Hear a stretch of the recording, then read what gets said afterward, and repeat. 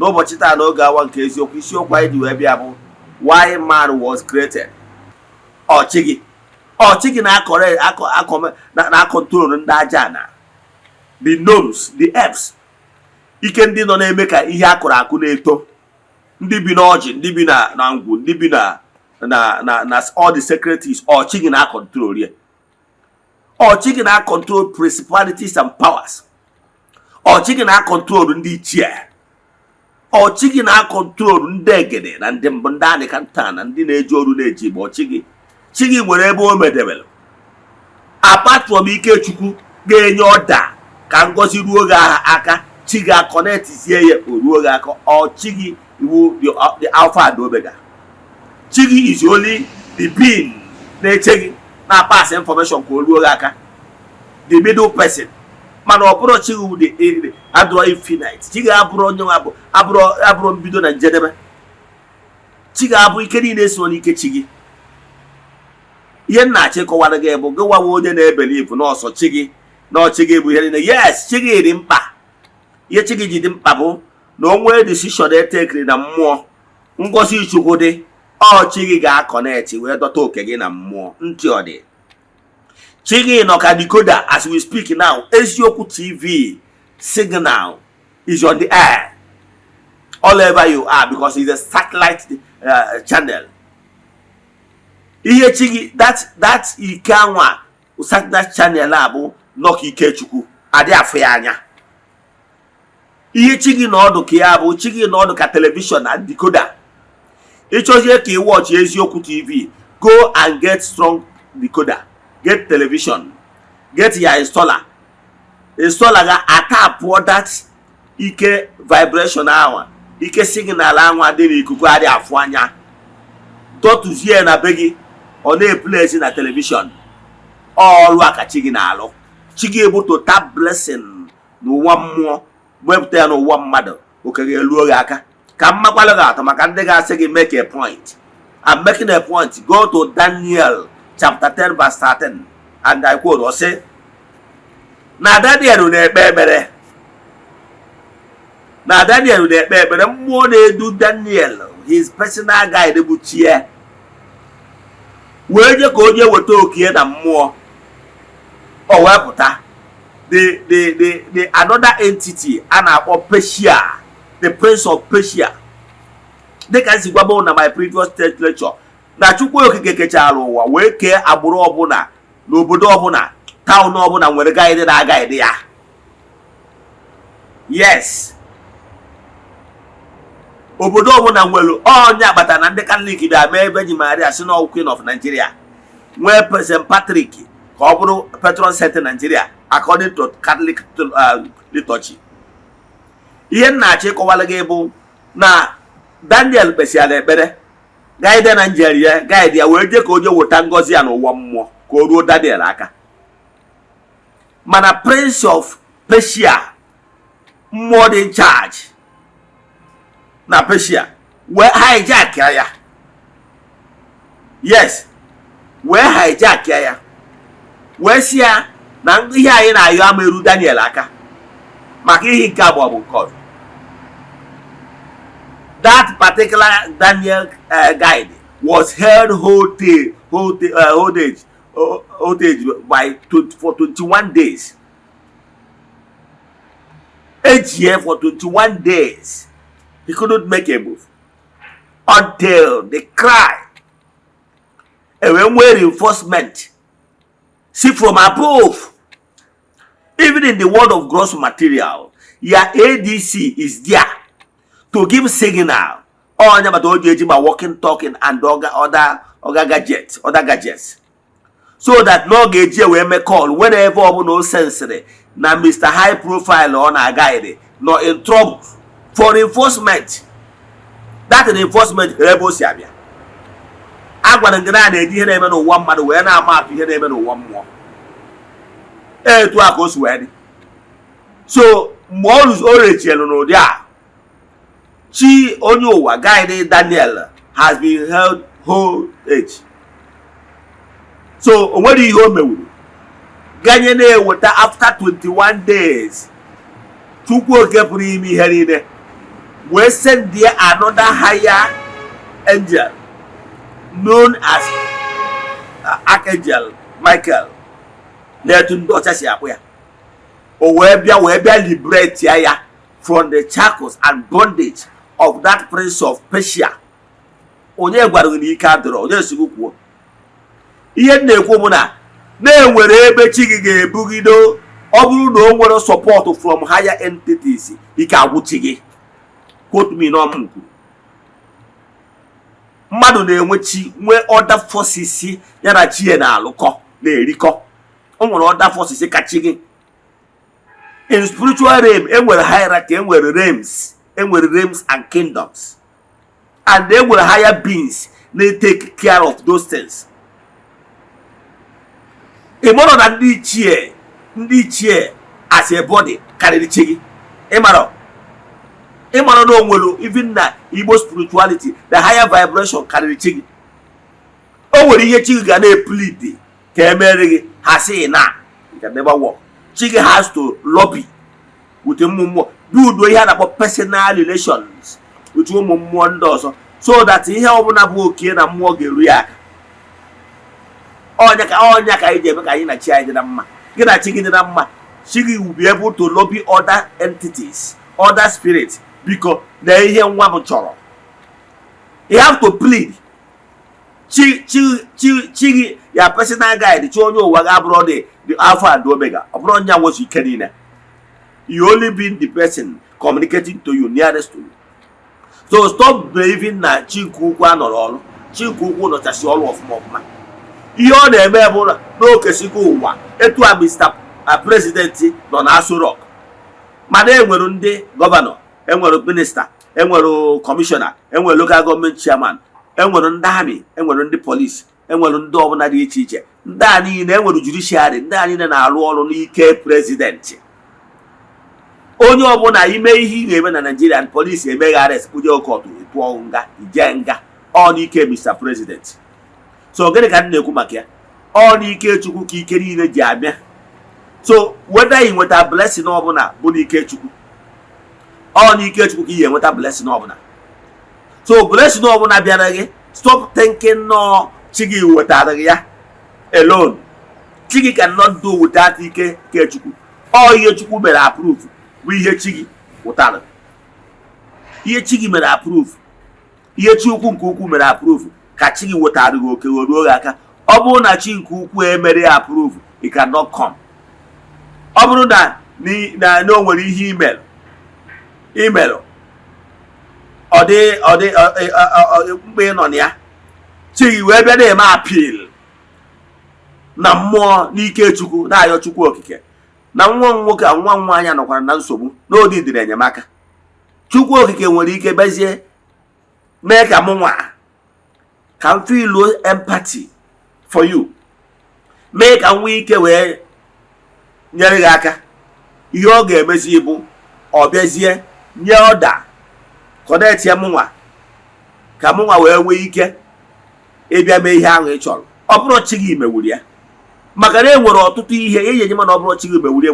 O nwere ọtụtụ ihe ị na-alọngụ ị na-ekpere na-echukwa chi gị na-alọngụ for years yet ọ bịara into manifestation.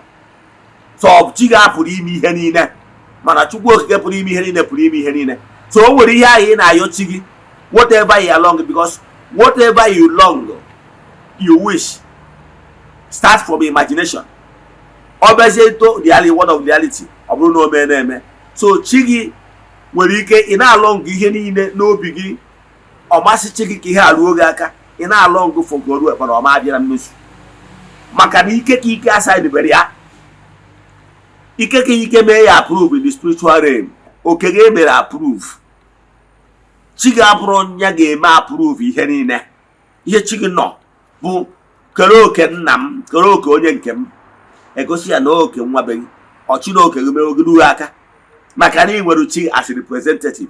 Mana ọ bụrụ na chi gị adịrọ na mma ekegoro oke gị na mmụọ o nwere mmụọ ga-abịa kpotara gị ya chi gị agha ekpotara gị ya maka na gị na chi gị adịrọ na mmụọ. Ya ka anyị sị gị na chi gị ga-adị na mma maka na ọchị gị ga-anata oke gị na mmụọ. Mana na ọ bụrụ chi gị na-eke ọchị na-eke chi kechaa nwa Chukwu oke ha kechaa then chi ga-eweta ji oke. So gịnị ka m na-ekwu? Build personal relation with chi gị, fine. Then build personal relation, recognize na ọ bụ n'ike Chukwu ka ihe na-eme. Chukwu okike ama abịa deal with us direct, maka na Chukwu okike bụ divine, ọ bụrụ mmadụ. We cannot even withstand his vibrations. Onye agbata na ọ na-enwe middle person, ọ na-esi n'ihe dịtụ nso wee ruo anyị aka. Echefuna na book of Numbers mgbe agwọ tara ụmụ Israelite, a gwara Moses ya mee replica agwọ ịrọkara ihe represent Chukwu. Chukwu wee si n'ike ọ na-adịetisi ike n'ihe a akpụrụ akpụ. Ị na-anya in fact in obedience of God will inwe healing. Etu a ka ọ dị arụsị n'ala Igbo. Arụsị enwere ihe o mewuru n'ike onwe. Arụsị nọka na act of covenant. Enwe asịsị mere two cherubim na ihe ndị ọzọ dị n'ime. Ebe Chukwu si adadieti ike ya. Maka na ọ ma adadieti ike direct to human being, maka human being cannot withstand his vibration. Maka onye bụ Chukwu. Ichere Chukwu ya fada. He cannot withstand his even vibration of higher entity, the light. Talk less of Chinku, maka onye bụ Chinku. Ihe na-achị kọwa na Chinku ukwu abụrụ otu anyị na-eche na ọjọọ si ya relationship with gị na ya fada. Ọ bụ divine, anyị na ya nwere oyiri. Human being emanated from the realm of the spirit. We are very far. Yes. When human being is in the realm of spirit, we are unconscious because of vibration of irradiation of Ikechukwu. That's why we are sent to this gross material world, cooler region, so that we become conscious of our existence and begin to do here the way kind of work I will mature. That is why man was created and pushed down to these gross materials, so that he become conscious of your existence. You mature. Ịbazie n'ụwa mmụọ na-esonyere ndị ichie na ana mmụọ ebe ị ga-eso na decision making. Ịmara na ịdịgo mature. So stop saying na onwere ihe Chukwu mewu. Chineke nyere ụwa freedom, nye mmadụ freedom. Etu isi ka obodo gị dịrị gị ka ọ ga-adịrị gị. Onye gbukwu uche ọla hụ n'ala. Chukwu nyere mmadụ ike n'obodo ọbụla gaa nụ mie n'ihe dị mma. Ọ bụ ejegogo mma na njọ. Ọ bụrụ na Nigeria anyị chọọ ka Nigeria dị mma, ọ bụrụ Chukwu ga-edoziri anyị Nigeria. Anyị bụ mmadụ ga-asị na ọ dị mma dozie ya. Ọ bụrụ Chukwu ga-enye gị ego direct, maka Chukwu amara ihe a na-akpọ legal tender. Legal tender bụ ego bụ mmadụ kreatịrị ya. Ihe Chukwu ga-enye gị bụ akọ na uche and the vision ka ị wee nwee ike mee ihe ị ga-eme in order to offer services and exchange that services with money and money value. So ọ Chukwu ga-eme ka ihe dị mma. Ma ọ bụrụ na anyị nwanye ya opportunity, Chukwu can never force you. Chineke kechala Adam and Eve according to the story. Ha nọ na paradise. But they choose on their own to disobey him, and they were pursued out of the paradise. Ha jezie n'ụwa ebe ha na-ata afọ. According to allegorical story, achọrọ m iji that story wee kụziri gị ihe. Ihe na-achọ ịkọwara gị bụ onye ga-emewe kidnapping jee zugbo ori enwuri egbuo ya ma o jee nga. Ọ gọọmenti si ya mebe, ọ nna ya si ya mebe, o chuzuru ya n'onwe ya. So ọ bụrụ na anyị bụ ndị Nigeria decide ya ide ebi ndụ dị njọ na-adịwu kedi, onye rigo n'ọchịchị obukọ n'ego ndị ọha ya ejidozibe anyị tii na-abịa, anyị mere onwe anyị, ọ bụrụ Chukwu. Maka na enyere anyị freedom, anyị chọọ ime ebe anyị ọwọkụ ije obodo ndị ọzọ emeri ọ na-awọkụ. When I was in India, ihe erofu ya phone na temple jecha abatara bịa were phone gị, mana rofuo phone gị na ụlọ ụka ebe ị na-eje na Nigeria ezuru ha n'ori. Ọ mmụọ si anyị onye azuru ya. Ọ bụrụ out of free will ka onye anyị decide ya na ọ gara ezu ori. So ihe na-achọ ịkọwa iji na because of na ihe ọjọọ na-eme n'ụwa sị na ọ bụrụ dị Chukwu dị in charge. No, he's still in charge. O kesigo mkparọgwụ na mkpa ahịhịa kee safety measures. Gwa gị ọ bụrụ na ahụ adịrọ gị na mgbọrọgwụ ị ga-eri ahụ adịghị mma, agụụ na-agụ gị na ihe ị ga-eri. Safety measure mee ihe ị kwesịrị ime ya road dị mma to avoid accident. But out of greediness, ndị leaders decide not to fix our road. Ọ bụrụ na mmadụ jezie ebe a nwa accident, ọ Chukwu kọsụrụ ya, ọ bụrụ Chukwu. We should do ihe anyị kwesịrị ime. Ọchị onye ụwa gị yibere gị akwa, ọ bụrụ gị pụta n'ụtụ si na ebe m na-eje na akwa m na-eyi. Your choice. Mmụọ will never force you to do anything against your own wish. Ọ ihe chọrọ ka ị ga-eme. Etu a ka ọ dịkwa Chukwu. Chukwu ogige nwe ụwa, mana ọ dị afọ ọsụ anyị na iwu na anyị ga-eme uche ya kama na ọ tụnye gị anyị alụ nwa mme uche m ka ọ wee dịrị gị mma. However, if you choose otherwise, ọbụrụ Chukwu to be blamed. Imagine because of that, sị na Chukwu anọrọ ọrụ. Chukwu nọ ọrụ. Mana ana m achọ ịgwa gị, apart from him, he can do nothing. I'm a living witness. Whatever I have achieved today, I achieve it in Ikechukwu. Maka na ama na o nwere oge ọ na-abụ orejie, ọ dị ka ya sị na ya eme akpọkuo m ya, o gosi na it's not the exist. I've already tell my Chukwu ka na-agwa ọ bụrụ Chim. Yes, Chim is only to bring that thing that have already been approved in the spiritual realm for me. Mana Chukwu okike enyego m signs, gwa m na ọnyanwa na-achị ụwa, and na-eme ya na-afụ ya n'anya. He can still reveal himself to you. Ma ọ bụrụ na ime ihe ọ bụrụ ihe enwe ike ịghọta, ịbụ na ọ bụ onye mkpụ ya, ịbụ na argumentator, mana ana m achọ ịgwa gị na chi gị na mmụọ na-edu gị can only perform. Weta oke gị na mmụọ. Oke na-eme exist. Ọ bụrụ na oke ahụ adịghị eme exist, na-emere oke ahụ approve na mmụọ, chi gị aga eweta ya. Ọsọ gị gbuoro ya efi. Onye batara ụfọdụ n'ime ụlọ nọ na-asị n'ọsọ chi gị ka ịma, n'ọsọ chi gị ka ịma. Then imechi ihe niile imere, mana ihe anyị eruru gị aka. Ị need higher intervention. O nwere ụfọdụ aja ị ga na-achụ n'onwe gị. Ịfụ na ọ dara aga, ijekwa onye ka gị na onye ka gị wee ghọta how things work. Okwu bi okwu n'isi gị ọbịa na mmezu. I can tell you na o nwere ụfọdụ ihe ị nwere ike ị na-achọ from me, ihe mmewu. Ị na-achụ ya mana ị chọtara ya, mana o nwere onye ị ga-esi n'aka ya bịa to me eme m approve. Etu a ka ọ dị contract ị na-achọ, ma ọ bụ na contract na mmadụ ma ọ bụ na mmụọ, nwere onye ị ga-agakwuru, onye anwa ma connection, onye ọ ga-eje gwa emere ya approve. Even that contract, even that visa ahụ ị na-achọ. Ka m gwa testimony before mechie. O nwere otu ụbọchị, otu nwaanyị, a child of the temple ka ọ bụ, about 4 years ago, ọ bịa na temple, o jegotego ihe gbasara visa maka na relative ya ebi abroad, chọọ ka ọ bịa obodo oyibo. O jekọtago ihe gbasara visa many ikegwu ya. O were otu ụbọchị wee nụ maka m wee bịa, wee nwee okwukwe si m Eze-Ana na ya bịara na ya believe na mba enyere ya ka o jee obodo oyibo. With faith ya nwe o ji wee bịa, gbasịara ya afa, mesịa udo na etiti ụmụ mmụọ dị iche iche gasị, wee yọọ mmụọ anyị na-enọ na temple ya biko ya dịkwa onye a si like a daughter to me na ọ chọrọ ije obodo oyibo, ya mee ka o nwee isi. Believe me, ihe onye a chọrọ ije o Mexico. Mwee si o Mexico ka ị chọrọ ihe, ọ sị m yes. Ọ sị na Mexico na office, visa office is in Abuja. Mbọsị ahụ ọ gwara m, gwa m deeti ọ na-eje, gwa m deeti ahụ ọ na-eje, nkwuye oru deeti ahụ.